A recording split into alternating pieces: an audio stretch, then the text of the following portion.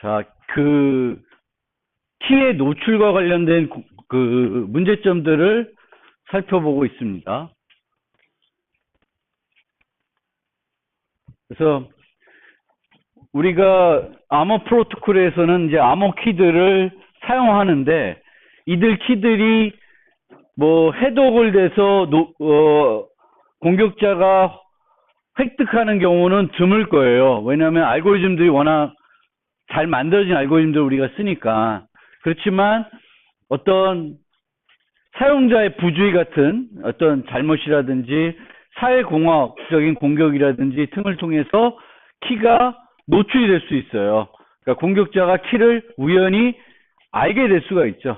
그래서 내가 사용하던 키를 사용자가 알더라도, 공격자가 알더라도 그 피해를 최소화하고 싶은 게 우리 아머 프로토콜 설계하는 것의 목표가 되겠죠. 그래서 키는 크게 장기간 키랑 세션 키, 일회용 키가 있는데, 장기간 키라는 건 여러 번 사용하는 키고요. 이런 장기간 키들은 안전하게 또 관리는 돼야 되겠죠. 그리고 세션 키들은 메모리에서 유지됐다가 그냥 다 쓰고는 버려지는 거예요. 장기간 키들은 메모리에만 유지하면 안 되고, 이제 USB라든지 뭐 핸드폰이라든지 하드디스크라든지 비휘발성 매체에 이제 유지가 돼야 됩니다.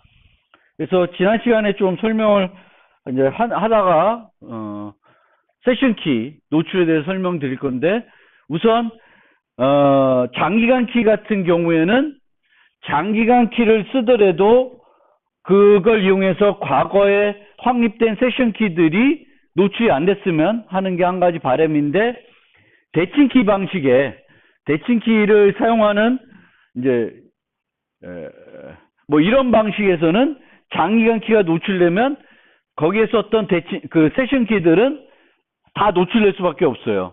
그렇죠? 이거는 어쩔 수가 없다. 방법이 없어요. 하지만 이제 이런 DPL만과 같은 공개키 기반의 조금 수학적인 어떤 것을 이용하는 키 확립 프로토콜들은 대칭키가 아니라 장기간 키가 노출이 되더라도 세션 키들이 노출이 안 됩니다. 그래서 그런 측면이 있고, 장기간 키가 노출됐을 때 미래에 대한 어떤 걱정도 있는데, 이 미래에 대한 걱정은 가장 제일 좋은 것은 빨리 내 키가 문제가 생겼다라는 것을 본인이 알아차려야 되겠죠. 본인이 알아차린 다음에 키를 바꿔가지고 갱신해가지고 이전 키를 누구든지 사용 못하게끔 해야 됩니다. 그리고 이제 그거에 대해서도 특별한 공격이 있는데, 내가 어떤 공격자가 김상진 키를 알게 되면은 그 김상진 행세를 할 수가 있겠죠. 근데 또 다른 공격으로는 김상진 키를 확보한 다음에 김상진한테 접근해가지고 다른 사람 행세를 하는 거예요. 왜냐하면 김상진이 할 수 있는 것을 공격자도 이제 할 수 있으니까 좀 더 김상진을 공격하기에 유리해진 거죠. 내가 김상진의 키를 알고 있으니까. 그래서 그런 문제도 있어요. 키 노출 위장 공격이라는 게 이제 그런 겁니다. 김상진의 키를 확보한 다음에 김상진 행세를 하는 것이 아니라 김상진한테 접근해가지고 공격하는 그런 문제가 있을 수가 있습니다. 그래서 그런 것들을 우리가 장기간 키가 노출됐을 때 이제 막고 싶은 거고요. 세션 키의 노출. 세션 키는 한 번 쓰고 버리는 키니까 이제 얘가 노출이 되면 그 세션에서 암복화해서 교환됐던 모든 메시지들은 노출되겠죠. 노출될 수밖에 없는데, 세션 키를 가지고 우리가 기지키 공격을 할 수가 있습니다. 그러니까 과거에 노출된 키를 다시 사용하게끔 하는 공격이죠. 이제 이런 공격들이 있고, 옛날 잘 만들어진, 그러니까 메시지의 최근성에 대해서 잘 보장하지 못했던 프로토콜들은 이런 기지키 공격에 대해서 취약했었죠. 그렇죠? 과거에 노출된 키를 다시 쓰게끔 만드는 거고요. 또 이 세션 키들은 서로 독립적이 돼야 되는데, 즉 세션 키가 매번 세션 키를 랜덤하게 만들어야 되는데, 예를 들면 키를 확립한 다음에는 다음에 쓸 키는 K 플러스 1로 하자. 그러면 어떻게 돼요? K를 알게 되면 그 다음에 사용된 키도 다 알게 되는 거죠. 그리고 그 이전에 사용됐던 키도 다 알게 되는 거죠. 그래서 이 세션 키와 그 다음에 쓰는 세션 키, 또 그 이전에 썼던 세션 키하고는 독립성이 있어야 돼요. 독립적으로 매번 랜덤하게 생성을 해야 된다. 기본적으로는. 그게 가장 안전하다는 거예요. 독립성이 보장되지 않으면은 현재 세션 키를 가지고 뭐 다음 거를 쓸 수 있어요. 예를 들면 K가 현재 키일 때 다음 세션 키를 HK로 계산해서 쓴다. K 플러스 1이 아니라 좀 더 이런 방법을 요즘 간혹 쓰기도 하는데 이렇게 써요. 그러면은 요 다음 키는 이렇게 되는 거죠. 요게 이제 키가 돼서 K 프라임 돼서 요거는 K 프라임을 또 해시해서 다음 키로 쓰는 그런 방식이 되겠습니다. 그러면은 얘가 노출되면 얘가 노출됐어요. K 프라임이. 그럼 K 계산할 수 있을까요? 못해요. 하지만 그 다음 거는 할 수 있죠. 그렇죠? 그래서 해시 함수 아까처럼 플러스 1 뭐 한다 그러면 마이너스 1 값도 알겠지. 그런데 이제 해시 함수를 쓰면은 과거 세션 키는 노출되지 않지만 앞으로 사용될 키들은 노출이 됩니다. 노출이 돼요. 그래서 이제 세션 키는 가급적이면 랜덤하게 매번 생성하는 것이 가장 바람직합니다.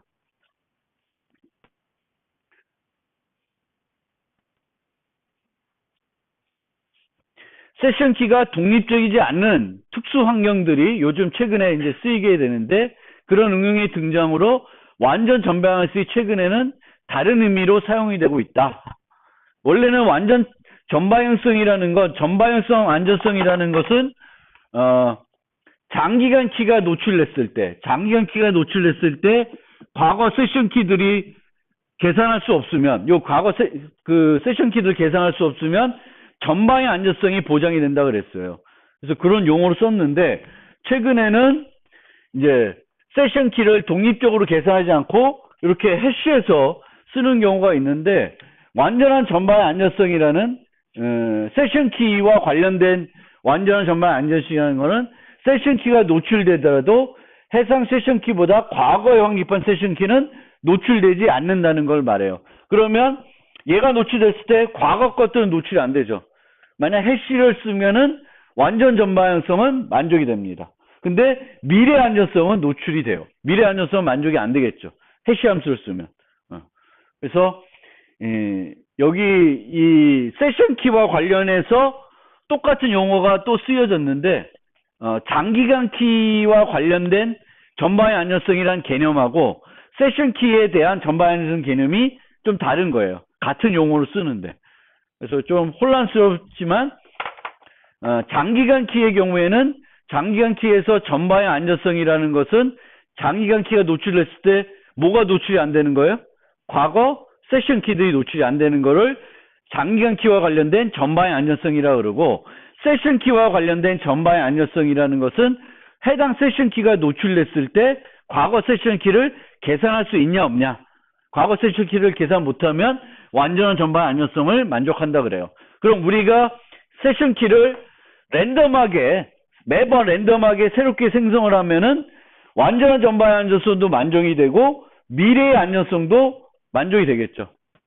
근데 이렇게 해시를 하게 되면은 전방의 안전성은 만족이 되지만 미래의 안전성은 만족이 안 된다 라는 것이 있습니다. 요거 관련해서는 뒤에 가면 어떤 프로토콜이 나오냐면은 카톡과 같은 메신저에서 사용이 되는 키 확립 프로토콜이 나와요. 거기서는 요 해시 값을 써요. K를 이용하고 그 다음 키는 해시해서 키를 씁니다. 그래서 그때 다시 한번 설명을 드리겠습니다. 그 다음에 이제 설명드리는 공격은 프로토콜 상호작용이라고 하는 공격인데요. 뭐 공격 이름은 프로토콜 상호작용이라기보다는 선택 프로토콜 공격이에요. 선택 프로토콜 공격. 그래서 선택 프로토콜 공격이라는 건 뭐냐면은 하나의 프로토콜이 있어요. 그러면 그 프로토콜이 우리가 안전하지 않은지는 그 프로토콜만 잘 분석하면 되겠죠. 그렇죠?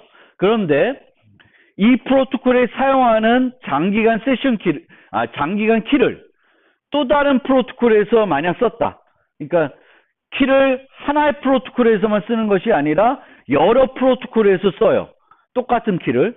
그러면은 안전성을 하나만 독립적으로 살펴보면 안 되고 그 키를 사용하는 모든 프로토콜을 다 같이 종합적으로 분석을 해야 된다는 것이 이 프로토콜 상호작용의 교훈입니다. 뭐냐면은 이 프로토콜은 깊게 설명 안 드릴게요. 개념만 설명드릴게요. 어떤 프로토콜이 있어요. 근데 이 프로토콜 보니까 요 자체적으로만 보면은 쓸만한 안전한 프로토콜이에요. 문제가 별로 없다고 생각하는 거예요. 얘만 독립적으로 쓴다 그러면. 그랬을 때 이 캐슬레 등은 뭘 발견했냐면은 또 다른 프로토콜을 만드는 거예요. 임의의 프로토콜을 만드는데 얘는 얘를 공격하기 위한 프로토콜이에요. 공격하기 위한 프로토콜을 설계를 하는 거예요. 그래서 똑같은 키, 여기서 쓰는 KAS, KBS를 쓰는데 그 똑같은 키를 여기서도 쓰게끔 만드는 거예요. 그러면 KAS, KBS 요 키들이 여기서만 쓰였던 것이 아니라 새로운 프로토콜에서 쓰이게 됩니다. 그럼 두 개의 프로토콜이 똑같은 키를 쓰게 되겠죠. 그러면 여기 있는 메시지를 가져다가 저쪽 거를 공격할 수 있게 되는 겁니다. 그래서 얘만 쓸 때는 안전했는데 얘를 공격하기 위한 프로토콜을 내가 만들면은 쉽게 기존 프로토콜을 공격할 수 있다는 거예요. 그래서 하나의 키가 여러 곳에서 쓰이게 되면은 그 두 개의 프로토콜을 같이 종합적으로 분석을 해야 돼요. 왜냐하면 여기서 쓰는 메시지도 여기서 썼던 암호문이 여기서도 활용이 될 수 있다는 거예요. 같은 키를 쓰니까. 그래서 하나의 키는 한 가지 용도로만 쓰이는 것이 좋은데 그런데 하나의 키를 한 가지 용도로만 제한하게 되면은 사용자들은 어떻게 돼요? 불편해지죠. 여러 개의 키를 유지해야 되니까. 그래서 우리가 하나의 키를 나눠주더라도 그 키를 여러 곳에서 쓸 수 있게 해줘요. 범용 인증서라는 것이 여러분들이 인터넷 뱅킹 할 때만 쓰는 게 아니라 온라인 쇼핑 할 때도 쓰고 민원24 가서 여러분 등본이나 이런 거를 발급할 때도 쓰여요. 그럼 똑같은 키를 여러 곳에서 쓰인 거잖아요. 그러면 이 모든 프로토콜들을 종합해 가지고 분석을 해야 된다는 것이 얘 말하는 거예요. 그래서 안전한 프로토콜이더라도 쉽게 이 프로토콜 공격하기 위한 또 다른 프로토콜을 우리가 만들 수 있다 라는 겁니다. 그래서 그런 것이 프로토콜 상호작용의 문제입니다. 똑같은 키를 여러 곳에서 쓰니까 무슨 말인지 알겠죠? 그래서 키는 한 가지 용도로만 쓰면 좋은데 그렇게 되면 사용자가 불편하니까 여러 용도로 쓰게 하게 되겠고 여러 용도로 만약 우리가 키를 쓰게 되면은 하나의 프로토콜만 독립적으로 놓고 분석하면 안 되고 여러 프로토콜을 같이 놓고 분석을 해서 혹시 여기 있는 메시지를 여기 갖다 쓸 수 없는지를 다 종합적으로 봐야 된다는 것이 프로토콜 상호작용입니다. 그 다음에 꼭 일회용 세션 키를 사용해야 하나? 우리가 세션 키는 왜 쓰죠? 우리가 이제 장기간 키를 쓰지 않고 일회용 세션 키를 확립해서 써요. 그거는 여러 가지 이유가 있을 텐데 세션 키를 사용하는 이유는 키는 오래 쓰면 안 좋으니까 매 세션마다 다른 키를 쓰면 좀 더 안전해지는 거죠. 그래서 우리가 세션 키를 많이 쓰는데 매번 다른 키를 쓰려고 하면은 매번 뭘 해야 되냐면 키 확립 프로토콜 수행해야 돼요. 그렇죠? 근데 키 확립 프로토콜 수행하는 것 자체가 비용이죠. 그 비용이 어떤 환경에서는 너무 부담스러울 수가 있습니다. 그래서 이제 사람들이 생각한 거는 세션 키를 한 번만 쓰지 말고 여러 번 쓰자. 좀 더 많이 쓰자. 라는 방법으로 아이디어를 제공했습니다. 그래서 두 가지를 생각을 했는데, 하나는 한 번 확립한 세션 키를 여러 번 사용하는 거예요. 여러 번. 그게 한 가지 요 문제. 일회용 세션 키를 한 번만 이제 매번 우리가 새로운 세션 키를 확립하는 그 비용을 줄이고자 하면은 한 번 확립한 세션 키를 여러 번 쓰는 방법이 있을 수 있고, 한 번에 하나의 세션 키를 확립하는 것이 아니라 여러 개를 확립해서 요 여러 개 확립한 것을 한 번만 쓰고 버리는 거예요. 그래서 두 가지 방식이 있고요. 요 한 번 확립한 세션 키를 여러 번 사용하는 것을 티켓 방식이라 그래요. 티켓 방식이라 그러고, 한 번에 하나의 세션 키를 확립하는 것이 아니라 여러 개를 확립해 가지고 확립된 요것들은 한 번씩만 쓰는 거예요. 그거를 다중 벡터 방식이라고 합니다. 자, 그러니까 우리가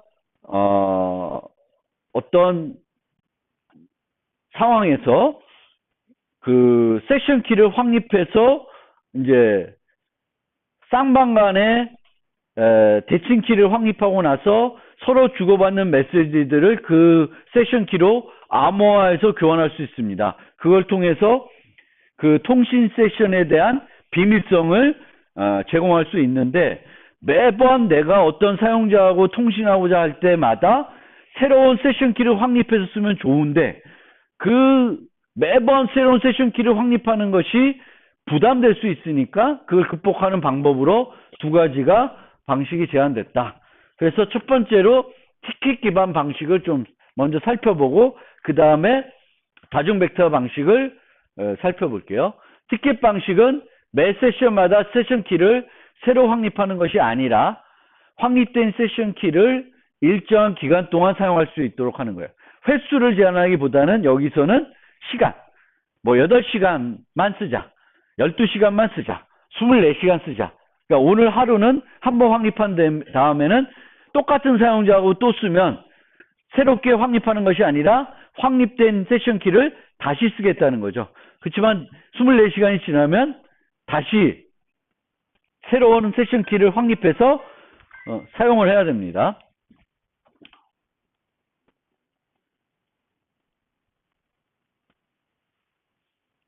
그래서 이런 티켓을 쓰는데, 이 티켓에는 뭐가 들어있냐면 세션 키가 들어있고요. 세션 키가 누가 쓸 수 있는지 그 용도가 들어있고, 사용 기간이 들어있습니다. 사용 기간. 티켓에는 사용 기간. 여기 보시면은 TSL이라고 되어 있죠. TS는 시작 시간을 얘기해요. L은 라이프타임입니다. 그럼 여기가 8시간이면은 12시부터 썼으면 8시까지, 20시까지 쓸 수 있는 거예요. 20시가 지나면 요 세션 키는 유효하지 않은 키가 되는 거죠. A가 쓸 수 있는 키예요. 누구랑? B랑 뭐 이렇게 되는 키가 되겠습니다. 그래서 티켓 방식에서는 참여자가 세 종류가 보통 존재하는데, 티켓을 발급하는 사람이 있고 티켓을 발급받는 일반 사용자들이 있고요. 그 티켓을 검증해서 서비스를 제공해주는 사용자가 있는 거예요. 그러니까 예를 들면 김상진 같은 사람은 이제 일반 사용자가 되겠고요. 티켓을 발급받는 사용자가 되겠고요. 인터파크처럼 뭐 이렇게 영화관이나 뭐 연극, 이런 뭐 뮤지컬 이런 것에 티켓을 발급해 주는 사람이 있을 거고, 영화 극장이나 뭐 그런 공연하는 장소에서는 그 티켓을 검증해서 입장시키겠죠. 이제 그런 종류의 이제 사용자들이 존재를 하게 됩니다. 그러면은 사용자는 나 A인데 인터파크에 가서 나 요번에 뭐죠? 요즘 보고 싶은 영화가 좀 있으면 개봉할 그 뭐죠? 어벤져스, 그쵸? 인피니티 워. 이 이름 그거를 이제 보고 싶다라고 이제 거기서 이제 티켓을 발급받아서 이제 CGV 가서 보는 거예요. 뭐 그런 식으로 이제 발급을 해주는 거예요. 요청을 하면 발급해주면 들고 가는 거예요. 아니면 내가 인터파크 가서 나 이번 주말에 놀이동원 갈래. 그럼 놀이공원에 티켓을 받고 그걸 가지고 이제 놀이공원에 가서 쓰시면 되는 거예요. 그런 방식입니다. 그래서 서버가 발급할 때 이제 앨리스가 예를 들면 저예요. 저가 동물원 가고 싶다. 그러면 서버한테 요청을 하면 서버와 동물원 간에 공유된 키로 이 티켓을 발급해줘요. 그럼 이 티켓은 누구만 풀어볼 수 있어요? 서버와 동물원만 풀어볼 수 있어요. 그리고 이 티켓을 누가 유지해요? 앨리스가 유지하는 거예요. 근데 앨리스는 이 티켓을 못 풀어보죠. 그러니까 요 KAB를 앨리스는 별도로 또 갖고 있어야 돼요. 그리고 요거를 동물원에 제시합니다. 그럼 동물원은 KBS가 있으니까 이걸 풀어볼 거예요. 풀어보고 나서 어떻게 될까? 뭘부터 확인할까? 시간부터 확인하겠죠. 시간을 확인한 다음에 그럼 너 A가 맞니? 확인해줘. 그러면 제가 어떻게 하면 확인해 줄 수 있을까? KAB를 알고 있다는 걸 증명하면 돼요. KAB를 알고 있는 사용자는 A밖에 없어야 되는 거죠. 그래서 내가 KAB를 알고 있다고 증명을 하면 너 앨리스 맞구나. 너 입장해. 써. 이렇게 되는 거예요. 그래서 그렇게 하는 것이 이제 티켓 기반 방식입니다. 그래서 티켓 방식의 프로토콜 중에 가장 유명한 프로토콜이 커버러스라고 하는 프로토콜인데 혹시 커버러스 들어본 사람 있어요? 별로 없을 거예요. 근데 예전에 제가 대학 다닐 때, 대학원에 있을 때는 연구실에서 직접 커버러스를 썼었어요. 그래서 옛날 제가 대학원 다닐 때는 PC도 있었지만 PC가 좀 느려가지고 연구실에 가면 서버들이 있었어요. 워크스테이션들. 그러면 얘는 어떤 운영체가 돌아가냐면 유닉스 계열의 운영체제가 돌아갔어요. 그러면 내가 거기 가서 작업을 하고 싶으면 쭉쭉 걸어가가지고 그 컴퓨터 앞에 앉아서 작업하는 것이 아니라 내 PC에서 텔넷으로 로그인합니다. 텔넷으로 로그인해가지고 거기서 작업할 수 있어요. 프로그래밍도 하고 뭐 별거 다 할 수 있어요. 그런데 그때 이런 텔넷 FTP 팝은 뭐 할 때 쓰는 거예요? 매일 이렇게 내가 내 메일을 받아올 때 쓰는 거죠. 메일 서버로부터. 그러면 얘네들은 주로 인증을 어떻게 하냐? 사용자 명하고 패스워드만 가지고 해요. 근데 사용자 명하고 패스워드를 일반적인 텔넷 FTP 팝은 어떻게 보내요? 보호하지 않은 상태로 보내요. 그러니까 제 아이디가 상진, 제 패스워드가 바보면 상진 바보가 그냥 쭉 인터넷상에 이제 흘러서 서버한테 가는 거죠. 그러면은 문제가 뭐예요? 패스워드가 평무 형태로 전달되니까 누구든지 그 네트워크의 패킷들을 스니퍼링 이렇게 보고 있으면 그 사용자의 패스워드를 알 수가 있어요. 그래서 얘를 좀 더 안전하게 하고자 나온 것이 이제 커버러스예요. 커버러스는 이런 서버들을 접속할 때 이제 좀 더 안전하게 접속할 수 있게 해주는 거죠. 그런 프로토콜이에요. 그래서 인가되지 않은 사용자들이 접속할 수 없도록 하고 패스워드나 이런 것들이 네트워크상에 노출되지 않게끔 하기 위해서 이제 만든 시스템이 커버러스입니다. 근데 뭐 요즘은 커버러스를 별로 쓰진 않아요. 뭐 텔넷 쓸 때는 텔넷 대신에 SSH라는 거를 좀 쓰고요. 팝이나 FTP 같은 경우에는 뭐 FTP는 요즘 거의 안 쓰니까 팝 같은 경우에는 뭐 차라리 TLS 써가지고 서버하고 이렇게 하기도 해요. 커버러스는 보통은 우리가 사용자, 인증 서버, 응용 서버 세 가지가 있어야 된다 그랬죠. 사용하고 싶은 사람. 김상진은 저 컴퓨터에 텔넷을 접속해서 쓰고 싶어요.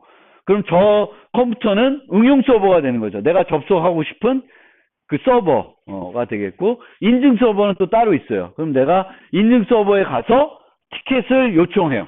나 지금 저기 서버에 접속하고 싶다. 그럼 티켓을 발급받아서 접속을 하고, 그러면 내가 티켓이 있는 동안에는 그 8시간짜리면 그 8시간 동안에는 인증 서버에 다시 가야 돼요? 안 가야 돼요? 안 가도 응용 서버하고 접속을 해서 계속 쓸 수 있습니다. 하지만 그 8시간 동안에는 똑같은 키를 계속 반복적으로 쓰는 거예요. 안전성은 조금 떨어져더라도 효율성은 높아지는 거죠. 그런데 커버러스는 이 인증 서버, 응용 서버 사이에 티켓 승인 서버라는 것을 하나 더 뒀어요. 티켓 승인 서버를. 그래서 방식은 사용자가, 요 뒤에 그림은, 사용자가 원래는 인증 서버에 가서 티켓을 받은 다음에 바로 그 티켓을 가지고 응용 서버에 가서 서비스를 쓰시면 돼요. 그런데 커버러스는 얘한테 받아서 티켓을 받는데 이 티켓은 인증 서버로부터 받은 티켓은 응용 서버와 쓸 수 있는 티켓이 아니라 티켓 그랜팅 서버와 사용할 수 있는 티켓만 발급해줘요. 그 다음에는 얘는 그 티켓을 가지고 얘한테 가가지고 얘 쓰고 싶어. 또 다른 서버 쓰고 싶어. 얘 서버에 요번엔 텔넷이 아니라 FTP 쓰고 싶어. 뭐 팝 쓰고 싶어. 할 수가 있습니다. 근데 그럴 때 얘하고 접속할 때는 뭐만 있으면 돼요? 서비스 요청 티켓만 있으면 되죠. 인증 서버에 다시 안 가요. 그러면 사용자가 실제 패스워드를 쳐야 되겠죠. 처음에 접속할 때는. 요때만 그 패스워드를 이용한 키를 써요. 그리고 나서는 패스워드를 이용한 키를 안 써요. 다 안전한 방식으로 가는 거예요. 그래서 사용자가 인증 서버와 접속해야 되는 횟수를 뭘 이용해서 줄인 거예요? 중간 서버를 하나 더 둬서 줄인 거예요. 그래서 사용자는 티켓 승인 서버한테 얘랑 통신할 때 쓸 티켓을 받아오고 그 티켓이 유효할 동안에는 다시 인증 서버에 안 가고 항상 얘를 통해서 필요한 티켓들을 발급받아서 쓰게끔 만들었습니다. 그래서 그런 측면에서 암호 기술에서 많이 나온 용어가 있는데 싱글 사인온, 요건 좀 많이 들어봤을 거예요. SSO. 그래서 싱글 사인온은 한 번 내가 인증한 다음에는 또다시 인증하지 않고 여러 서비스들을 반복적으로 쓸 수 있는 거예요. 그거를 싱글 사인온이라 그래요. 한 번만 인증을 한 다음에 그 다음부터는 인증하지 않고 내가 안전하게 쓸 수 있다. 그래서 여기도 한 번만 인증 서버와 인증을 하면은 그 티켓이 유효할 동안에는 다시 인증 서버에 안 가고 티켓 승인 서버하고 응용 서버와 접속을 해가지고 내가 필요한 서비스를 쓸 수 있습니다. 그래서 얘도 그런 측면에서는 싱글 사인온이다. 이런 얘기를 해요. 그래서 요 SSO는 그냥 알아두세요. 뭐 어떤 시스템마다 SSO 쓰는 방식이 많이 달라요. 우리 학교도 보면 요 싱글 사인온이라는 개념을 쓰고 있어요. 왜냐하면 내가 우리 학교 포털에 들어가면 포털에 인증되고 나서는 이메일 서버를 쓰든 뭐 온라인 우리 EL 쓰든 또다시 인증하지 않고도 바로 쓸 수 있죠. 그 자체도 내부적으로 싱글 사인온이라고 하는 어떤 서비스가 만들어져서 운영되고 있는 거예요. 무슨 말인지 알겠어요? 그래서 원래는 우리가 개별적으로 이메일도 내가 자체적으로 인증할 수 있고 온라인 교육 시스템도 내가 자체적으로 할 수 있고 학교 성적이나 이런 거 보는 종합정보 시스템도 이렇게 개별적으로 접속할 수 있는데 내가 포털에 한 번만 인증하고 나면 그 인증이 유효할 동안에는 포털을 가든 뭐 종합정보 시스템에 들어가든 온라인 교육 시스템에 들어가든 이메일을 보든 또다시 인증하지 않고 계속 볼 수 있죠. 그게 이제 싱글 사인온이라고 합니다. 그래서 프로토콜은 되게 심플해요. 어떻게 돼요? 나 A야. 나 요번에 티켓 그랜팅 서버하고 필요한 티켓을 만들어줘. 그러면 얘는 두 개를 줘요. 하나는 실제 티켓이 되겠고 요거는 왜 필요할까? 요 사용자도 이 티켓을 내면 뭘 있어야 돼요? 여기에 들어있는 세션 키를 알아야 되죠. 그래서 그 세션 키도 KS로 암호해 주는 거예요. 그럼 얘는 요거를 풀어서 요 키를 알아가지고 요 안에 있는 내용은 모르지만 어떻게 생각하는 거예요? 요 키가 요 티켓에 들어있을 거라고 생각하는 거죠. 그리고 나서 얘랑 쓰고 싶을 때는 뭘 전달해요? 요 티켓을 전달하고 그 다음에 요거는 뭐예요? ATA에서 뭘 쓰고 있어요? 요 티켓에 들어있는 섹션 키를 쓰고 있죠. 그러면 뭐라는 거예요? 나 이 티켓을 쓸 수 있는 사용자다 라는 것을 얘한테 알리는 거예요. 그럼 얘는 이 앞에 거 풀어볼 수 있어요. 티켓을 받는 사람은 그 티켓을 복호할 수가 있습니다. 그래서 얘는 그 티켓을 복호해 가지고 요 키로 요걸 풀어서 요 데이터들을 확인하면은 저 사용자가 저 티켓을 사용할 수 있는 사용자가 맞구나. 그 사용자 요청에 따라서 B랑 쓰고 싶구나. 그럼 B랑 쓸 티켓을 만들어줘요. 그럼 또다시 얘는 똑같은 비슷한 방법으로 요 티켓을 이용해서 B에 접근하는 겁니다. 그렇게 쓰는 방식이에요. 이게 커버로스에 쓰는 티켓 방식입니다. 티켓. 그래서 한번 설정된 요 세션 키를 얼마만큼 쓴다? 요 기간 동안에 여러 번 쓰게 됩니다.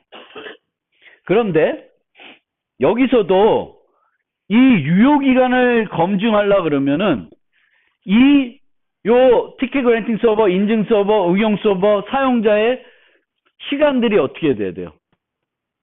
동기화돼야 되죠. 이 시간이 잘못 만져지게 되면은 지금은 나는 원래 받아야 되는 티켓인데 내 시간이 미래로 돼 있어. 그럼 요 시간을 과거 시간으로 알겠죠? 그럼 또 거부하게 돼요. 그래서 이 커버 시스템에서는 뭐가 되게 중요하다? 시간 동기화가 잘 돼 있어야 돼요. 왜? 이 티켓 시간 자체가 원래 시간을 쓰니까. 그러면 티켓 방식은 무조건 시간이 필요하구나 라고 생각할 수 있는데 얘는 이렇게 프로토콜을 바꿔버렸어요. 방식이 어때요? 앞에 여기서는 사용자가 서버에 가야 되죠. 티켓 승인 서버 가서 받아오고 다시 또 그랜트 서버 가서 받아오고 이렇게 해야 돼요. 그러니까 사용자 입장에서는 이제 나는 커버로스라는 시스템을 쓰고 있구나라는 걸 인지해야 되겠고 내가 인증 서버랑 어떻게 티켓 요청하는지를 알아야 돼요. 그 별도 소프트웨어가 있을 거예요. 그럼 그 소프트웨어를 써서 인증 서버한테 가서 티켓을 달라 그러고 또 그걸 가지고 서버에 가서 해야 돼요.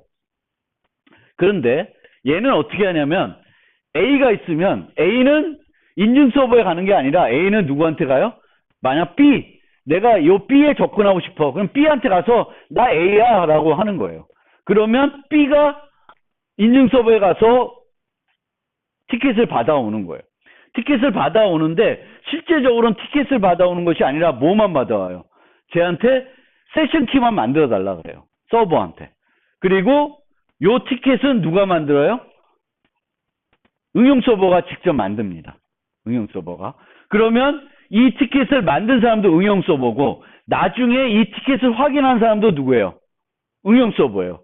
그러면 시간을 찍은 사람도 응용 서버, 나중에 시간을 확인한 사람도 응용 서버죠. 그러면은 시간 동기화라는 개념이 필요 없어요. 얘가 찍은 시간을 지가 확인하니까.